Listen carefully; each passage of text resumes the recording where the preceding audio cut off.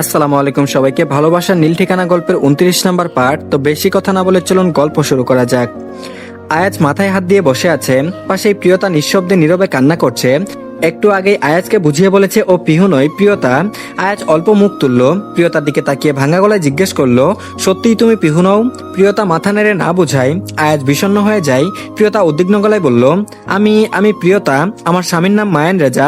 চান্দুলালের লোকের ভয়ে পালিয়ে আসার সময় আপনার গাড়ির সাথে অ্যাক্সিডেন্ট হয়, তখন আমি জানতাম না আপনার স্ত্রী আর আমি দেখতে হুবহু এক। আয়াজ বলল, পুরোটা জানতে চাই আমি, তুমি এখানে থাকলে আমার পিহু কোথায়? প্রিয়তা এবার চান্দুলালের বিরুদ্ধে সাক্ষী দেওয়া থেকে শুরু করে মায়ানের সাথে ওর বিয়ে হওয়া, পালিয়ে আসা সবটা বলে দেয়। আয়াজ সব শুনে দীর্ঘশ্বাস ফেলল, তারপর বলল, বাড়ি কোথায় তোমার? প্রিয়তা খুশি হয়ে জিজ্ঞেস করে, আপনি আমাকে বাড়ি পৌঁছে দিয়ে আসবেন? আয়াজ বলল, যাকে মনে করে তোমাকে বাড়ি নিয়ে আসলাম তুমি তো সে নও। যেখানে মন পেলাম না সেখানে চেহারা নিয়ে কি করব? আর এমনিতেও তো আমি চাই না আমার মতো অন্য কেউ কষ্ট পাক। প্রিয়তা একটু দমে গেল, আয়াজের জন্য খারাপ লাগছে, কি জানি পিহু কোথায় আছে। তারপর বলল, তৈরি থেকো, কালকে তোমাকে বাড়িতে আসবো। প্রিয়তার চোখ কৃতজ্ঞতায় নুইয়ে ফেললো। আয়াজ কিছু বলল না, চুপচাপ উঠে চলে গেল। এই মেয়েটা পিহু নয়, এরপরেও একই রুমে আর এক মুহূর্ত আয়াজ থাকতে পারবে না, কিছুতেই না। আর এদিকে কি করছো তুমি? মাথাটা পুরোই গেছে, নীলার সাথে ঝামেলায় জড়াচ্ছ কেন? মায়নের কণ্ঠস্বরে রাগ স্পষ্ট। পিহু সরু চোখে তাকিয়ে সন্ধিহান গলায় জিজ্ঞেস করলো, কি ব্যাপার বলো তো? নীলার জন্য দরদ উতলে উঠছে।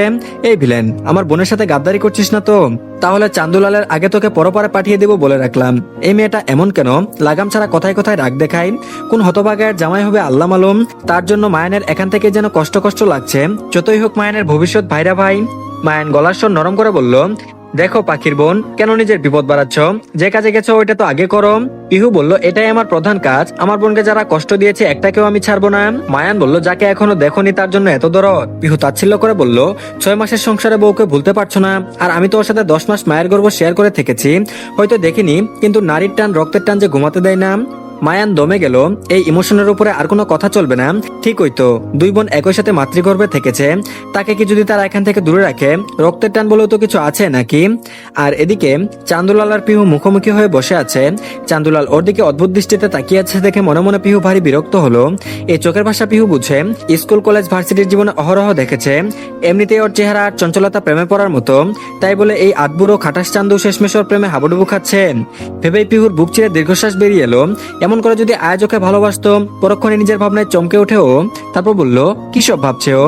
চান্দুলাল বলল, সুন্দরী। পিহু বলল, বলো চান্দু বেবি।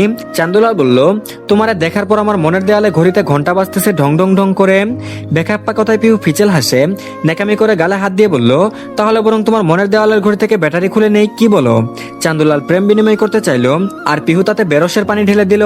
তবুও চান্দুলাল হেসে বলল, আমার মনের দেয়াল ঘড়ি সিঙ্গেল পয়রা রয়েছে, এখন সে সিঙ্গেল হইবার চাই, চলো না আমরা বিয়া কইরা লই। এতক্ষণে পিহু এটার অপেক্ষাতেই ছিল, নিজেকে প্রস্তুত রেখেছিল ও। পিহু নাকচ করে বলল, তুমি কি করো, তোমার কাজ কি, অতীত কি, এগুলো না জেনে তোমাকে বিয়ে করে কি করে? হবু স্বামীর বিষয়ে সবটা জানা জরুরি, তাই না, বলো? চান্দুলাল বলল, তা তো অবশ্যই, তুমি আমার বউ হবা, আমার বিষয়ে জানা দরকার আছে বই কি, কিন্তু জানানোর পর আবার রাগ করবা না তো? পিহু বলল, কখনো না, তুমি বলোই না।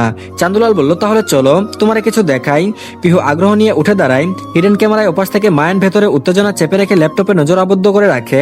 এই সেই মহেন্দ্রক্ষণ যেটার অপেক্ষায় ছিল। ঘর ভর্তি টাকা আর টাকা, দেওয়াল জুড়ে বড় বড় লকার তৈরি করা, লকার ভর্তি টাকা সারিবদ্ধ করে সাজানো রয়েছে। পিহু সবিনয়ে রঙিন নোটে দৃষ্টি নিবদ্ধ করে আছে। ক্যামেরার ওপাশ থেকে মায়ের নিজেও অবাক হয়ে তাকিয়ে রয়েছে, যেন চরম আশ্চর্যের কিছু দেখে ফেলেছে ও। চান্দুলাল পিহুর প্রতিক্রিয়া বুঝে ঠোঁট বাঁকিয়ে হেসে বলল, অবাক হইতাছ? মোহনের এই কথা, এত টাকা একলগে দেখলে যে কারোর ওই মাথা ঘুরে যাইব। পিহু নিজেকে সামলে চান্দুলালের দিকে সন্ধিহান চোখে তাকিয়ে জিজ্ঞেস করলো, এগুলো আসল? এত টাকা তোমার কাছে এলো কি করে? কি করো তুমি? চান্দুলাল বলল, আসল না, নকল টাকা, জাল। পিহু চমকে ওঠে, কি সাংঘাতিক লোক চান্দু। তারপর বলল, চোরা কারবার, ড্রাগ ডিলিং, স্মাগলিং, এসব বড় বড় কাজ করি আমি। সবচেয়ে বড় ফায়দা হলো জাল টাকায়। এই যে দেখতেছো সবাই জাল টাকা, বাজারে ছাড়লেই ব্যবসায়ী সবুজ বাতি। তারপর বলল, এগুলো তো লোক ঠকানো। চান্দুলাল বলল, তাতে কি, আমার দরকার জাল টাকারে আসল করা, কালো টাকারে সাদা করা। তুমি এত ভাইবো না সুন্দরী, তুই এই সাম্রাজ্যের রানী হইবা, নইলে আমি এগুলা কাউরে দেখাই না। পিহু এত জলদি চান্দুর মন ও মস্তিষ্কে প্রভাব ফেলবে এটা মায়ান চিন্তাও করেনি। পিহু স্বাভাবিক আচরণ করছে। পরে চান্দুলাল সন্দেহ করে, মেয়েটার বুদ্ধিমত্তায় মায়ানের অবাকের উপরে অবাক হচ্ছে। তারপর বলল, ও চান্দু বেবি, তাহলে তো টাকা পয়সা নিয়ে আর কোনো সমস্যাই রইল না। আসলে কি বলতো, জীবনে টাকার বিকল্প নেই। প্রেম দিয়ে ঘর সংসার চালানো আর শুকনো কথায় চিড়ে ভেজানো এক জিনিস, প্রকৃতপক্ষে মানি পাওয়ার ওইসব নিজের মতো কাউকে পেয়ে চান্দুলাল ভারী খুশি হলো। হেসে পিহুর কাঁধে হাত রাখলো। পিহু দাঁত কিটমিট করে মনে মনে বলল, আগুনের হাত দিবি আর ঝলসে যাবি না তা তো হতে পারে না, শালার বেটা, দেখাচ্ছি মজা। চান্দুলাল ফিরে এসে ঘুমিয়েছিল। এই সুযোগে পিহু চুপি চুপি ওর ঘরে ঢুকে লাঠির সাহায্যে ঘুমন্ত চান্দুর পা থেকে লুঙ্গি উঠিয়ে হাঁটু পর্যন্ত তুলে দেয়। এরপর ধীরে সুস্থে ফোঁটা ফোঁটা মধু ফেলে পা থেকে হাঁটু পর্যন্ত শয়তানি এসে চুপচাপ করে রুমে চলে আসে। আর এদিকে মায়ান গম্ভীর কণ্ঠস্বর করে বলল, কি করছিলেন? পিহু হাসি থামিয়ে ফোন কানে নেই, সহজ গলায় জিজ্ঞেস করলো, কি সমস্যা? খাওয়া পড়া ছেড়ে সবসময় কি আমার উপরে নজর দেওয়া হচ্ছে? মায়ান বলল, কথা ঘোরাবে না। কোথায় গিয়েছিলে তুমি? বলেছি না যেখানে যাবে ক্যামেরাটা ক্যারি করবে। পিহু বলল, টয়লেটে গেলেও? মায়ান বিভ্রান্ত হয়ে এদিক ওদিক তাকাই, গলা পরিষ্কার করে কেসে বলল, আমি কি সেটা বলেছি? পিহু চিবিয়ে চিবিয়ে বলল, বলেছি না আমার কাজ আমাকে করতে দাও। আমার বোন কোথায়, খোঁজ পেয়েছো? মায়ান বলল, চেষ্টা চলছে। ভুলে যাও না তোমার বোন আমার বউ, তাকে নিয়ে আমারও চিন্তা হয়। পিহু বলল, তুমি না বললে আমি জানতেই পারতাম না। সে যাই হোক, নিশ্চয়ই চান্দুলালের জাল টাকার ব্যবসা সম্পর্কে তুমি জানতে। মায়ান বলল, না। পিহু বলল, ছে, এই তুমি চান্দুর ডান হাত? মায়ান বলল, একদম খেপাবে না, চান্দুলাল বহুত চালাক আছে, ওর পেট থেকে কথা বের করা এত সহজ না। পিহু বলল, কিন্তু আমার জন্য সহজ, তাই তো? মায়ান বলল, তার বলতে, প্রেমের মরা জলে ডুবে না, আজ তার প্রমাণ পেয়ে গেছি। প্রেমে অন্ধ হলে যে মানুষ মধু মনে করে বিষ হজম করে ফেলে, চান্দুলালকে না দেখলে বিশ্বাসই করতাম না। মধুর কথা উঠতে পিহু ফিক করে হেসে ওঠে। মায়ানুর হাসির অর্থ খুঁজে না পেয়ে প্রশ্ন করে, পাগলের মতো হাসছো কেন? পিহু বলল, তুমি জিজ্ঞেস করছিলে না আমি কোথায় ছিলাম, চলো দেখাই। পিহু হিডেন ক্যামেরা নিয়ে চান্দুলালের ঘরের দিকে যাই। ততক্ষণে যা হওয়ার হয়ে গেছে। চান্দুলালের ঘর থেকে আসার সময় পিহু কিছু পিঁপড়ে ছেড়ে দিয়ে এসেছিল। লাল পিঁপড়েগুলো মধুর লোপে চান্দুলালের কোথায় কোথায় কামড়েছে এখন সেটাই দেখার পালা। চান্দুলাল লুঙ্গি তুলে দিক বিদিক শূন্য হয়ে ছুটছে, পা চুলকে লাল করে ফেলেছে। পিহু সামনে চলে আসায় শক্ত পায়ে দাঁড়ায়। এত বড় গুন্ডার এহেন অবস্থা মেনে নেওয়ার মতো না। চান্দু পিহুর সামনে যথাসম্ভব স্থির থাকার চেষ্টা করলো। ততক্ষণে পিঁপড়ের আক্রমণ নাভি অব্দি পৌঁছে গেছে। শরীরের সংবেদনশীল অঙ্গে অসহনীয় কুটকুটে কামড়ে চান্দুলাল অস্থির হয়ে উঠল। পিহু আগ বাড়িয়ে বলল, কি হয়েছে চান্দু বেবি, এমন করছো কেন? চান্দু ব্যথাতুর হাসি দিয়ে বলল, কোক কিছু না তো। পিহু বলল, ঠিক তো। চান্দুলাল বলল, একদম, তুমি যাও না গিয়া খাইয়া লও। পিহু বলল, আসলে মধুর শরবত করতে চেয়েছিলাম, গিয়ে দেখি নীলা মধুর ফেস প্যাক বানিয়ে বসে আছে। তুমি কাউকে বলো মধু আনিয়ে দাও তো। নীলা মধু দিয়ে রূপচর্চা করছে শুনতেই চান্দুলালের মাথায় রাগ চড়ে বসলো। সন্দেহের তীর গিয়ে লাগলো নীলার উপরে। নির্ঘাতকে শাস্তি দেওয়ার জন্য চান্দুলালের সাথে এই কাজটা করেছে ও। পিহু চলে যেতে চান্দুলাল এক দূরে লুঙ্গি খুলে ওয়াশরুমে ঢুকে পড়ে। আপাতত জীবন বাঁচানো ফরজ হয়ে পড়েছে ওর। পিহু তো ফিরে এসে হাসতে হাসতে শেষ। মায়ান এতক্ষণে সবটা বুঝে গেছে। তপ্ত শ্বাস ফেলে বলল, আগুন যত দ্রুত সম্ভব নিভিয়ে ফেলতে হয়, আগুন নিয়ে খেলতে নেই। পিহু বলল, আমি নিজে একটা দাবানল, আমাকে সামান্য স্ফুলিং এর ভয় দেখিয়ে লাভ হবে না। মায়ান বলল, ডিফেন্সে আসনি কেন? পিহু বলল, তোমার মতো শিকলবন্দি জীবন কাটাতে চায় না তাই।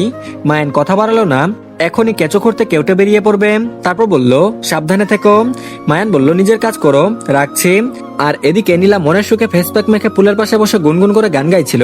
কোথা থেকে চান্দুলাল তেরে এসে নীলার গলা চেপে ধরে পুলের পানিতে মাথা ঠেসে ধরলো। নীলা আকস্মিক আক্রমণে অপ্রস্তুত হয়ে পেট ভর্তি পানি খেয়ে ফেলে। চান্দুলাল ওকে পানি থেকে তুলে চল শক্ত করে জিজ্ঞেস করলো, আমারে মারবার চাস তুই আমারে? নীলা হতবম্ব, কি বলছে চান্দুলাল? ও তো কিছুই বুঝতে পারছে না। কোনো মতে ঠুট ফাঁক করে বলল, আমি কি করেছি? অমনি ওর গালে ঠাস করে চর পড়লো। গালে হাত দিয়ে হতবম্ব হয়ে তাকিয়ে রইল নীলা। তারপর বলল, তুমি আমাকে মারছো কেন? চান্দুর আগে হিসিয়ে নীলাকে আরো কয়েকটা থাপ্পড় দিল। নীলা সহ্য হলো না। পাল্টা আক্রমণ করলে দুই ভাই বোনদের মধ্যে সংঘর্ষ আরো তীব্র হয়ে ওঠে। আড়াল থেকে পিহু আম খাচ্ছে আর সেই দৃশ্য প্রত্যক্ষ করছে। আর এদিকে আমি দোয়া করবো যেন আপনি জলদি আপনার পিহুকে পেয়ে যান। প্রিয়তা আয়াজকে একথাটি বলল।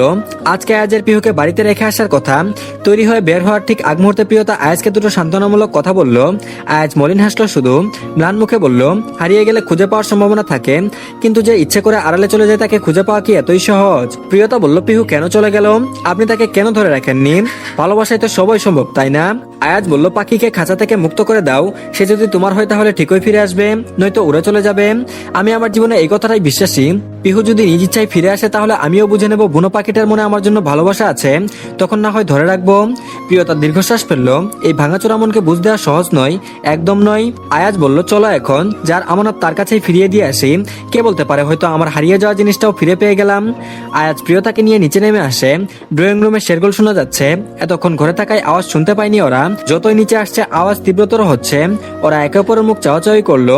কি হচ্ছে কেউই বুঝতে পারছে না। প্রিয়তা বলল, নিচে এত আওয়াজ কেন হচ্ছে? হচ্ছে, মনে হচ্ছে কেউ ঝগড়া করছে। আয়াজ বলল চলো গিয়ে দেখি। দুজনে তাড়াহুড়ো করে নামতে দুজন অপরিচিত নরনারীকে ড্রয়িং রুমের সোফায় বসে থাকতে দেখলো। তাসনিম দুজনকে খোঁচা দিয়ে কড়া কথা শোনাচ্ছে। মহিলাটি চুপ করে থাকলেও লোকটি মোটেও চুপ করে নেই, তাসনিমের সাথে সমান তালে কথা কাটাকাটি করেই চলেছে। তারপর বলল, কি হচ্ছে এখানে? আব্বু, এনারা কারা? খালামুনি তো রেগে আছে কেন? আয়াজের কণ্ঠ পেয়ে তাসনিম তৌসিফ থামলো। তাহমিনা শক্ত হয়ে কাটকাট ঠায় দাঁড়িয়ে আছে। এত বছর পর পিয়ালিকে দেখে কি প্রতিক্রিয়া করবে বুঝে উঠতে পারছে না। আফতাব ঠান্ডা গলায় উত্তর দেয়, পিহুর বাবা মা তৌসিফ, পিয়ালি। আয়াজ চমকিত চোখে তাকাই, বুকের ভেতরে ভয়ের সঞ্চার হচ্ছে। পিহু তো নেই, ও তো মনে করেছিল হয়তো পিহু ওর বাবা মার কাছে চলে গেছে। তাহলে এনারা এখানে কেন এসেছে? আফতাব আবারও বলল, পিহুকে নিতে এসেছে ওরা। আয়াজ বাকরুদ্ধ হয়ে পড়ল, পিহুকে নিতে এসেছে মানে? পিহু যদি ওনাদের কাছে না থাকে তাহলে পিহু কোথায়? চিন্তায় মাথা ঘুরছে ওর। পিয়ালির মেয়েকে পেয়ে আবেগে আপ্লুত হয়ে পড়লো। তাড়াহুড়ো করে উঠে মেয়েকে ধরতে যাবে কি হুচুট খেয়ে পড়তেই তাহমিনা এসে ধরলো। পিয়ালি ভেজা ভেজা চোখে তাকালো তাহমিনার দিকে। একটা সময় আপন মনের থেকে দুজনের ভালো সম্পর্ক ছিল, অথচ আজ সময়ের করাঘাতে কেউ কাউকে সহ্যই করতে পারে না। তাহমিনার অনেক কথা বলতে ইচ্ছে করলো। এই যেমন পিয়ালির আগের মতো সুন্দর নিটুল স্বাস্থ্য এখনো ভেঙে পড়েছে, ডাগর ডাগর চোখ ছিল পিয়ালির, এখন যেন কেমন কুটুরে ঢুকে পড়েছে চোখ দুটো। কিন্তু তাহমিনা সেসব কিছুই বললো না, উল্টো তাচ্ছিল্য করে বলল, আগেও কখনো নিজের পায়ে দাঁড়াতে পারিসনি, এখনো পারিস না? বলেই তাচ্ছিল্যের হাসি দিল। পিয়ালি মুচকে এসে বলল, আগে তুই ছিলি, তোর কাঁধে ভর দিয়ে চলতে চলতে অভ্যস্ত হয়ে গিয়েছি, তাই তো এখনো শক্ত হয়ে নিজের পায়ে দাঁড়াতে শিখিনি। তুই শিখিয়ে দিলি কোথায়? তাহমিনা নজর লুকিয়ে পিয়ালিকে ছেড়ে দেয়। পিয়ালি চোখ মুছে বলল, তুই বলেছিলি তোর ছেলের জন্য আমার মেয়েকে নিবি, তাই বলে এইভাবে? কতদিন হয়েছে মেয়েটার কোনো খোঁজ পাইনি। পরে আফতাব ভাই জানালো ও তোদের বাড়িতে আছে। মিনা বলল, তোর মেয়েকে আমি আটকে রাখিনি, বরং তোর মেয়ে ছলনা করে আমার ছেলেকে বিয়ে করেছে। পিয়ালি বলল, যে করেই হোক তুই কিন্তু আমার বেয়ান হয়ে গেলি। ম্লান হাসলো পিয়ালি। তাহমিনা বিস্মিত চোখে তাকাই, তারপর বলল, এত বড় ব্লান্ডার তোমার না করলে চলছিল না? এরপর আমি আজগর ভাইকে কি জবাব দেবো বলতে পারো? তৌসিফ রাগত স্বরে প্রিয়তাকে উদ্দেশ্য করে কথাগুলো বলল। প্রিয়তা বুঝলো এনারাও ওনাকে পিহু ভাবছে। ও অসহায় মুখে আয়াজের দিকে তাকায়, তারপর বলল, ওকে বকছো কেন? দেখছো না মেয়েটা আমার অসুস্থ? আজগর ভাইকে বলে দেবো পিহুর বিয়ে হয়ে গেছে, উনি যেন নিজের ছেলের জন্য অন্য কাউকে খুঁজে নেয়। তৌসিফ বিরক্ত হলো, রায়ান পরিবারের কাউকে ওনার পছন্দ না, এই পরিবারের পিহুকে বিয়ে করতে হলো? পিয়ালি হাসি মুখে প্রিয়তাকে জড়িয়ে ধরে। একটু পরে ওনার হাসি মুখটা মলিন হয়ে যায়। সবিস্ময়ে দূরে সরে গিয়ে কণ্ঠে তেজ ঢেলে জিজ্ঞেস করলো, কে তুই? তুই তো আমার পিহু নোস। উপস্থিত সবাই হতভম্ব বনে গেল, কি বলছে পিয়ালি?